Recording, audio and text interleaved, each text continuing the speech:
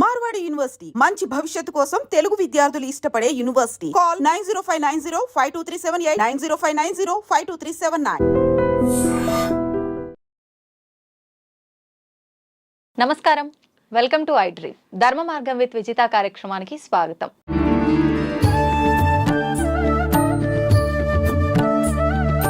ప్రస్తుతం మనతో పాటు ఉన్నారు ప్రముఖ సామాజిక ఆధ్యాత్మికవేత్త లక్కరాజు నిర్మలమ్మ గారు. అమ్మగారితో మాట్లాడి మరిన్ని ఇంట్రెస్టింగ్ టాపిక్స్ అడిగి తెలుసుకుందాం. మంచి మంచి విషయాలు, మంచి మంచి కబుర్లు మాట్లాడుకుందాం. అమ్మ నమస్తే. నమస్తే అమ్మ, భగవంతుడి విషయానికి వస్తే భగవంతుడు ఒక్కడే అని అంటారు, కానీ వివిధ రూపాల్లో ఉన్నాడు అని అంటారు. నిజంగా వివిధ రూపాల్లో ఉన్నాడా? ఎందుకు ఉంటాడు వివిధ రూపాల్లో? వివిధ రూపాల్లో యాక్చువల్గా మనం చూస్తూనే ఉన్నాం కదా నాన్న. వెంకటేశ్వర స్వామి వేరే ఉన్నాడు, కృష్ణుడు వేరే ఉన్నాడు, రాముడు వేరే ఉన్నాడు, సాయిబాబా వేరే ఉన్నాడు, దత్తాత్రేయుడు వేరే ఉన్నాడు, ఆంజనేయ స్వామి వేరే ఉన్నాడు.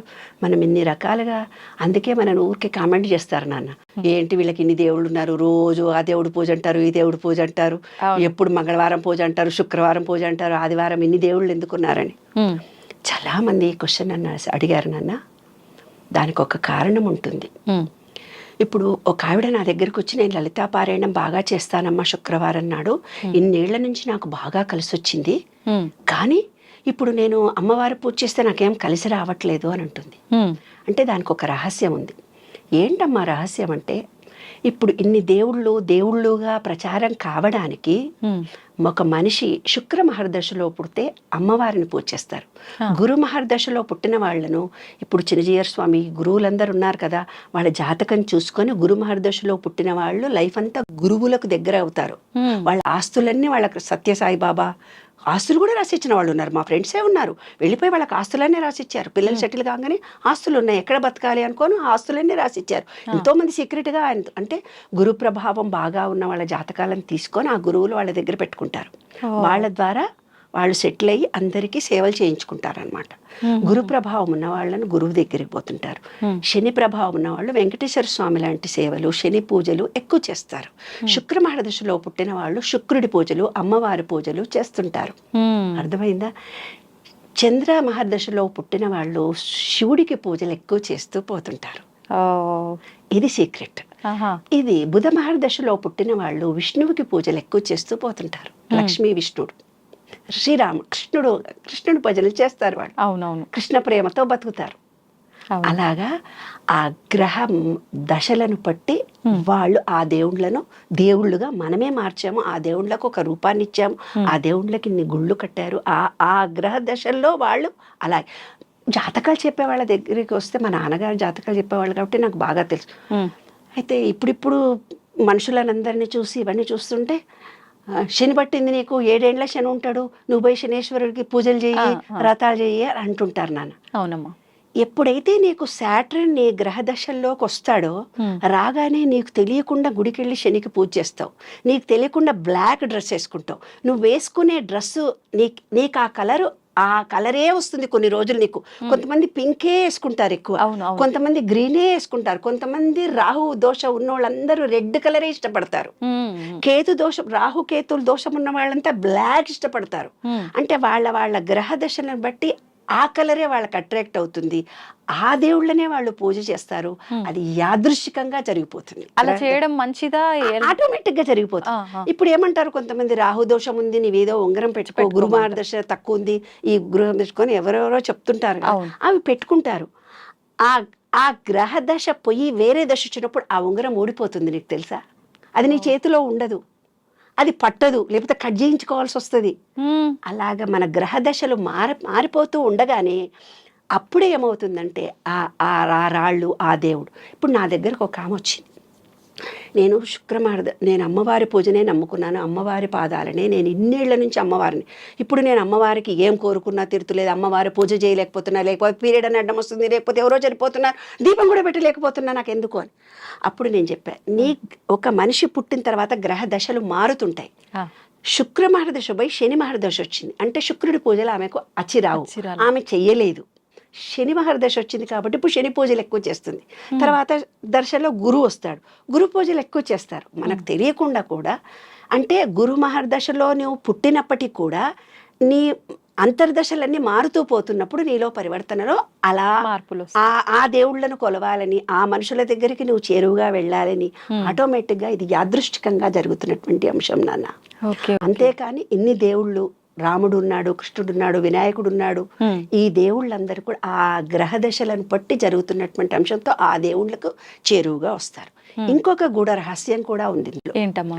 ఇప్పుడు మన శరీరంలో మూలాధారం అనేది వినాయకుడు, దాని తర్వాత ఉండేది స్వాధిష్టానం. స్వాధిష్టానం అంటే జలము, తర్వాత ఉండేది మణిపూరకము సూర్యుడు. ఈ క్రింది నుంచి క్రిందికి ట్రయాంగిల్ అంటే యూట్రస్ ఎలా ఉంటుందో ఇలా చూపిస్తారు కదా, దాన్ని బ్రహ్మ అంటారు. వినాయకుడు, తర్వాత నీరు, మణిపూరకము, స్వాధిష్టాన చక్రం. స్వాధిష్టాన చక్రం అంటే వాటర్. దానికోసమే మంత్రాలు, యంత్రాలు, జపాలు ఉన్నాయి. స్వాదిష్టం. ఆడవాళ్ళు బొడ్డు కింద చీర కట్టుకుంటే మగవాళ్ళు పడిపోతారు, వాళ్ళు కోట్లు సంపాదించుకుంటున్నారు. అది స్వాదిష్టాన చక్రం కనిపిస్తే అలా అట్రాక్ట్ అవుతారు.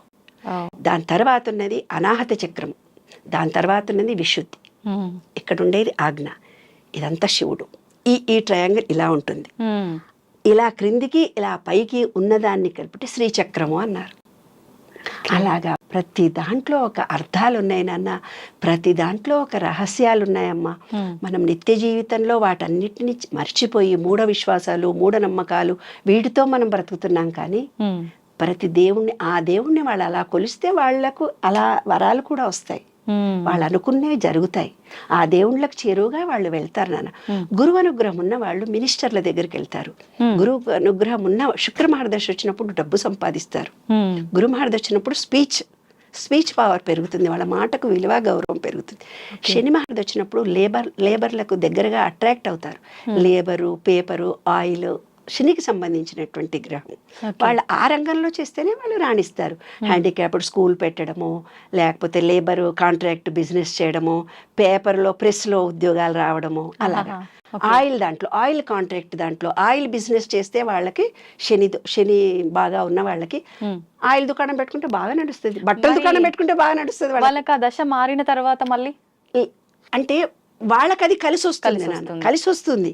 వాళ్ళు శని మహర్దశలో పుట్టారనుకోండి, గ్రహ దశలు మారుతున్నప్పుడు బిజినెస్ లో అప్ అండ్ డౌన్ అలా వచ్చినా వాళ్ళ జీవితం అంతా కూడా శని ప్రభావంతో అంటే మనం పుట్టేటప్పుడు ఆ గ్రహాలు కొంచెం దూరంలో ఉంటాయి.